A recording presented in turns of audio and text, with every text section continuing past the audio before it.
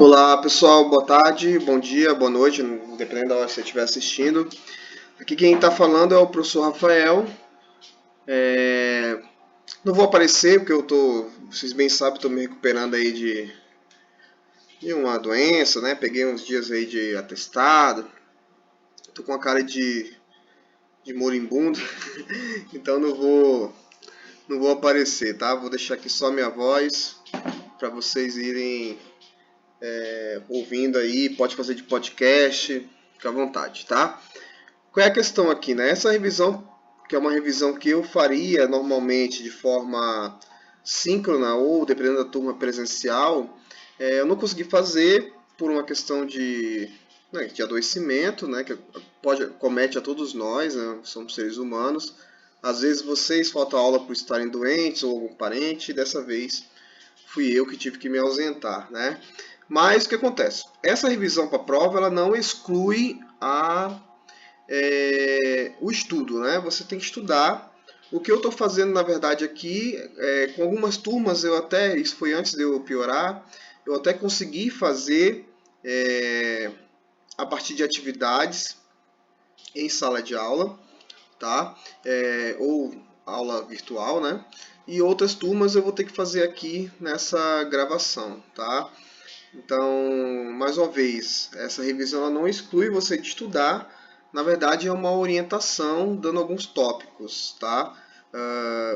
Aonde você vai estudar, todo o material para a prova está nos vídeos gravados e está nos textos que foram postados semana a semana no Blue. Tá? Caso você tenha dificuldade para achar alguma coisa, entre em contato comigo via Blue ou pela sua liderança de sala, tá? Então vamos lá. Nós vamos ter esses 5 tópicos na prova. Entendo que todos eles foram estudados, né? Isoladamente, e aí eu vou pedir que vocês façam algumas correlações, tá? Justamente porque a ideia da prova é verificar essa capacidade de análise mais ampla, né? Todas as aulas, vocês sabem, né? Isso é um hábito meu, um hábito pedagógico. Eu faço correlação entre elas. Então, geralmente eu falo, hoje estamos vendo globalização. Qual a relação entre globalização e cultura? Hoje estamos vendo colonialidade. Qual é a relação entre colonialidade e cultura? Então, essas relações que eu faço durante as aulas e os nossos textos também trazem, eu vou pedir que vocês façam essa relação na prova, tá? Então eu vou falar um pouco aqui dos tópicos, mais uma vez não vou me alongar muito, ainda estou me recuperando, eu consegui descansar alguns dias aí, poucos dias, mas não vou forçar muito agora. E também, mais uma vez, são tópicos para vocês estarem entrando em contato aí nos estudos de vocês, tá? Primeira questão é cultura e estranhamento, né? São 5 tópicos. Tópico 1, cultura e estranhamento. A cultura, ela é esse conjunto de crenças, hábitos, técnicas, ações de um povo, né? Cultura brasileira, cultura chinesa, cultura periférica, cultura quilombola, cultura indígena, enfim, poderia ficar dando milhares de exemplos aqui do que é cultura. E quando eu falo cultura, eu estou falando basicamente como vive, como crê, como dá significado, dá razão cada povo, né? E dentro desses povos, cada pessoa, né? E o outro conceito aí é o de estranhamento. Para entender cultura, nós temos que entender também. Isso foi a primeira coisa que eu falei em sala de aula. Talvez eu falei isso 2 vezes, na verdade. Falei na aula de abertura da disciplina e falei na aula de cultura. O que é o estranhamento e por que nós estudamos cultura? O estranhamento é quando eu olho para. A própria palavra já diz.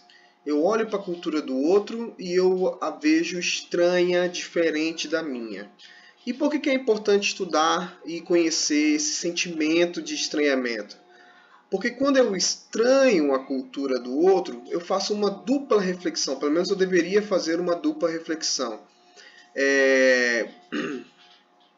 Por que esse outro pratica tem essa prática cultural? Essa é a primeira pergunta do estranhamento.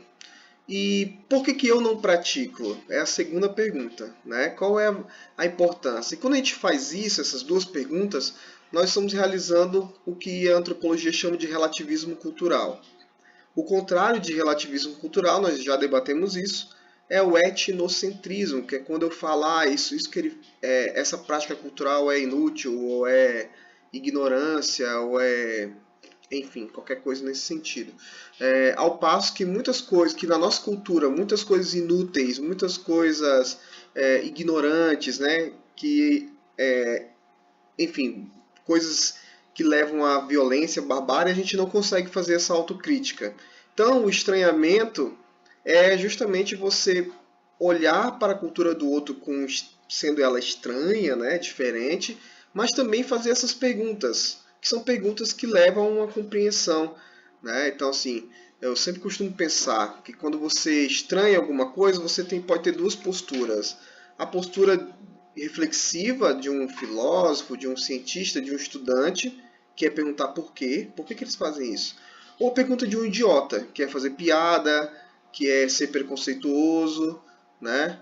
Muito recentemente nós tivemos alguém aí da nossa política brincando, fazendo brincadeira com o, o, aquele instrumento que o cacique Raoni usa na boca, né?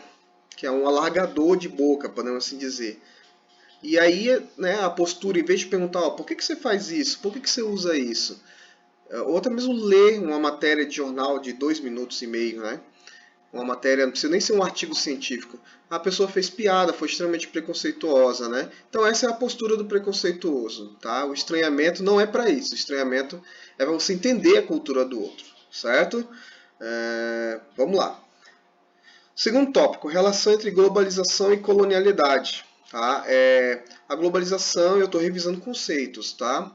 A globalização é a expansão desse modo ocidental pelo mundo inteiro. Né? É uma troca intensificada de culturas. Né? Então, assim, você tem aqui brasileiros entrando em contato com a cultura japonesa. Enfim, quando eu... Só um momento. Agora, nesses 3 dias que eu fiquei deitado aqui, descansando, tal, de atestado, eu assisti muitos filmes e séries coreanos, japoneses, e aí eu fiquei pensando muito nessa questão da globalização, né? Como que a gente entra em contato com outras culturas a partir de 2 cliques, né? Netflix, seleciona, né? E aí você já entra em contato, claro, com uma cultura feita para ser vendida e tal, não é a cultura em si, né? Mas uma cultura comercial de massas, mas mesmo assim, né? Traz os traços daquela cultura mais vivida no dia a dia pelo cotidiano de japoneses e coreanos, por exemplo, né? Então a globalização é isso, é esse contato intermitente, né, mais acelerado entre diferentes culturas. E a colonialidade é a dominação do colonizador sobre o colonizado. Então, como é que a gente faz uma relação entre globalização e colonialidade? Eu vou deixar algumas perguntas aqui no ar, inclusive perguntas no qual eu encerro os slides da minha apresentação lá da aula, que originaram essa questão, né? Nessa globalização, nessa troca intensa de culturas, elas são feitas de forma igualitária, né? Vou fazer uma pergunta, será que os norte-americanos consomem ou consumiram tanta cultura brasileira, cultura de massas, os enlatados brasileiros, né? Os filmes, as novelas? As novelas eu sei que eles consomem bastante. Mas será que eles consumiram a nossa cultura da mesma forma que nós consumimos a cultura deles, né? Será que a cultura norte-americana não se entranhou muito mais na gente do que a nossa cultura na dele? Então, essa questão é que a globalização ela não é igualitária. Algumas culturas são majoritárias quando a gente pensa em trocas culturais, né? E acabam influenciando. Eu assisti alguns podcasts, né? Hoje em dia a gente assiste podcast, né? Ouvi assistir podcast de caras que são, por exemplo, fisiculturistas, né? Pegando só um recorte aqui. E muitos deles falam assim, eu queria ser igual o Hulk. Aí outras pessoas queriam ter arma para ser igual o Rambo. Alguns pensam que são Rambo de verdade, né? Que vai salvar o mundo e o Brasil com uma arma. Mas isso são exemplos assim, né, de uma cultura pop, de como essa cultura enlatada, globalizada, ela nos influencia negativamente, né? De como nós somos colonizados pelo processo de globalização, tá? Então eu quero que vocês pensem sobre isso, façam essa reflexão. As aulas elas foram conectadas nas minhas apresentações, mas as duas aulas separadas estão aí disponíveis para vocês também pensarem sobre isso que eu estou falando, né? Na verdade, o que eu estou gravando aqui, esse áudio que eu estou gravando para vocês aqui, é basicamente isso. É para que vocês possam estar refletindo as mesmas coisas que eu refleti na hora de construir a avaliação, tá? Um outro tópico, o terceiro, é determinismo biológico e determinismo geográfico. Nós já debatemos isso, então não vou falar muito, né? Determinismo biológico é que as pessoas são definidas, os traços, o comportamento da pessoa é definido pela biologia. No determinismo geográfico, os traços comportamentais, a cultura da pessoa é determinada pela geografia. E aí, a palavra determinado, que é o que foge que vira meio teoria da conspiração, que é o que foge da questão científica. É claro que a biologia influencia, é claro que a geografia influencia, mas influenciar é diferente de determinar. Antigamente, antes da antropologia tomar esse espaço de ciência que vai ser aquela que estuda a cultura, as pessoas acreditavam nesses determinismos. Na verdade, existem pessoas que acreditam até hoje, né? Mas, enfim, se vocês pararem para pensar, vocês vão lembrar de pessoas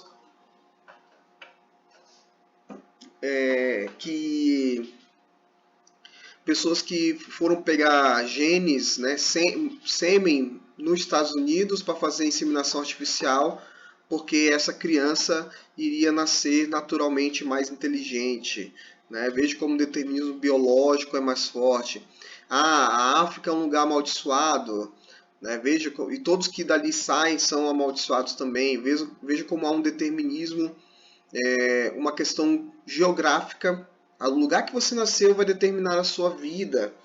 Né? Então, nenhum cientista acredita em determinismo. Nenhum. Então, se você vê um cientista... Ele pode até acreditar, mas ele não vai fazer ciência a partir disso. É melhor colocar assim. Então, se você vê um cientista colocando qualquer determinismo astrológico, determinismo geográfico, determinismo biológico, se você vê alguém escrevendo sobre isso, você deve desconfiar dessa pessoa. Né? Ela pode ser uma pessoa que tem as suas crenças, mas ela não é uma cientista. Né? A ciência trabalha com o que é factual, reproduzível e testável. A exaustão. Tá? Então, quarto tópico, modernidade e colonialidade. Veja, mais uma relação, né, entre conceitos. Esses dois conceitos foram trabalhados na mesma aula. E assim, a minha memória não me deixa falhar, né? Porque até no mesmo slide eu debati esses dois conceitos. O que é a modernidade? É a expansão da visão europeia, eurocêntrica, para o resto do mundo. Então a europeia queria levar a sua religião, na época católica, e algum tempo depois protestante. Né? A Europa queria levar a sua economia, né, capitalista, predatória. A Europa queria levar a sua organização social, ou seja, uma sociedade primeiramente monárquica, né, com a questão do rei, dos súditos, depois uma sociedade pautada na economia, né, no mercado, A Europa quis trazer a sua visão de gênero e sexualidade, que tem a ver com a religiosidade, né? Apenas 2 gêneros são aceitos. A Europa quis trazer as suas ideias raciais que cresceram tanto que em 1930 em diante levaram a um conflito mundial, né? Até 1942, se eu não me engano, Segunda Guerra Mundial, começando em 42, né? Mas essas tensões raciais eram muito anteriores e começaram a aumentar a partir do começo do século XX. Então a Europa também trouxe essa perspectiva que o indígena é inferior, que o negro é inferior e que eles, europeus, são superiores. Isso não é achismo, né? Isso tem livros, isso tem teorias, isso era ensinado nas escolas, a partir de várias teorias, mas a principais dela é a eugenia, a ideia que existe uma raça superior, né? E uma escalonação de raças. Então a modernidade é justamente essa expansão das ideias europeias, né, eurocêntricas, pelo resto do mundo. E qual é a relação entre modernidade e colonialidade?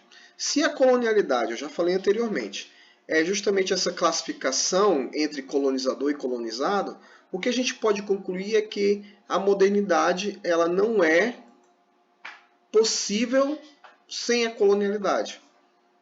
Então vamos lá, a modernidade eu sou europeu, eurocêntrico, eu quero impor a minha visão de mundo colocando eu no centro, né? Tudo que eu faço é bom e tudo que você faz é ruim. A colonialidade ela vai justamente permitir isso, porque ela vai fazer essa organização nos espaços colonizados. Tá? Então, é mais ou menos essa linha de pensamento que vocês têm que seguir. O último tópico, eu falei que ia falar pouco, né? Já estou quase 17 minutos. O último tópico é o IDH e possíveis críticas. Né? O IDH, pessoal, ele considera principalmente 3 grandes blocos que se subdividem, que é o IDH, o Índice de Desenvolvimento Humano, que mede o desenvolvimento social num país ou região, tá? País, região, estado, cidade, né? Cada recorte espacial tem o seu IDH. Vamos lá, voltando. E o IDH ele tem 3 grandes blocos: saúde, educação e política social. Né? Política social inclui liberdade de voto, liberdade de formação de partido, moradia, liberdade de imprensa, etc, etc, etc. Saúde tem tudo a ver com saúde, mortalidade, longevidade, mortalidade de cada 1000 crianças nascidas, acesso à saúde, e educação tem os vários índices da educação, acesso a mestrado, doutorado, graduação da população, acesso à educação básica, enfim, índice de pessoas que se graduam, etc, etc, etc. Então, qual é a grande... política social também tem distribuição de renda, renda per capita, pessoas passando fome, enfim. E quais são as possíveis críticas? Né? São poucas críticas, na verdade, mas uma crítica é muito importante, que é justamente como medir isso. Alguns critérios, como por exemplo, acesso à educação superior, eles demoram muitos anos para serem alterados, né? Demoram muitos anos para serem alterados de forma significativa. Já, por exemplo, o acesso à alimentação pode ser alterado de forma mais rápida, né? Liberdade de imprensa pode ser alterado de uma forma mais rápida, né? Dependendo dos interesses políticos de quem está no poder. Então, uma das possíveis críticas é justamente essa diferença de medição que favorece países que já são desenvolvidos há um bom tempo, né? Então, pessoal, no mais é isso. Acho que eu falei demais. Eu coloquei só a imagem aí, falando novamente, não coloquei minha imagem, né, eu aparecendo.